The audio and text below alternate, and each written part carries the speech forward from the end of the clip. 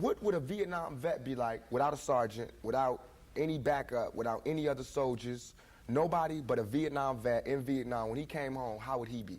And that's me. I had to go through all that street, war, everything, the same drugs that everybody else get turned out on. You know, where I would have been stopped short, I made it past. And here's where I am. But because I made it past, I missed some lessons, you know what I'm saying? And you can see the lessons that I missed when you talk to me. You can see where I haven't had a father when you talk to me.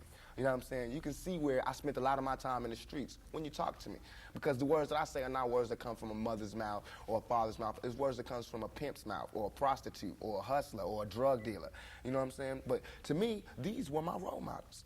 How much of that, though, in terms of growing up without a father, sometimes not being with your mother, do you lament on and look back and say, damn, I missed something big? Everything. I know for a fact that had I had a father, had I had someone, and I hate saying this because white people love hearing black people talk about this, but had I had a father, had I had some of these opportunities, I'd have been able to help my mother more. She wouldn't have went the road she went. I could have been a better son. You know what I'm saying? She wouldn't have went that road. It was the absence of my father. You know what I'm saying? I'm dealing with him being daddy not being there. My mother's dealing with him being my man not being there.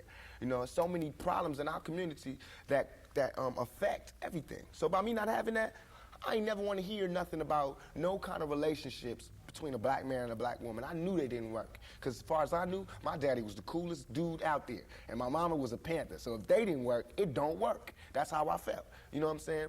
And going out there, you know what I'm saying? It's like watching my mother just go through changes and everything. It's like my mother's my partner. She a soldier. You know, she a soldier like I'm a soldier.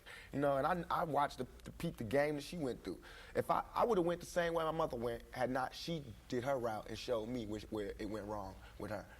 My mother always told me, don't you ever, ever just volunteer yourself to our people, because they'll use you.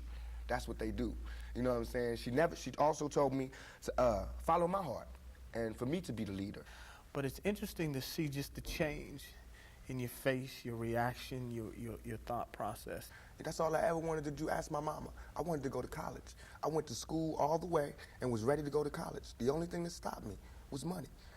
The time all the kids in my school was writing applications to go to college, I didn't have no lights and no electricity. And that ain't my mama's fault.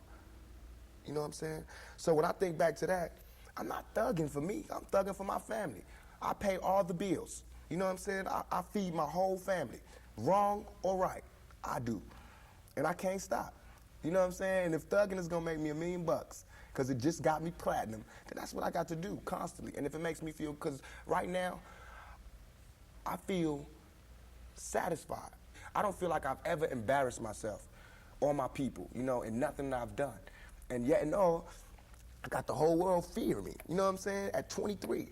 Weighing 160 pounds, you know what I'm saying? And I ain't even started. I haven't even wrote my plan out yet, and they scared. I got the vice president know who I am, the president, every cop in every city, you know what I'm saying? And I haven't even started working out a plan.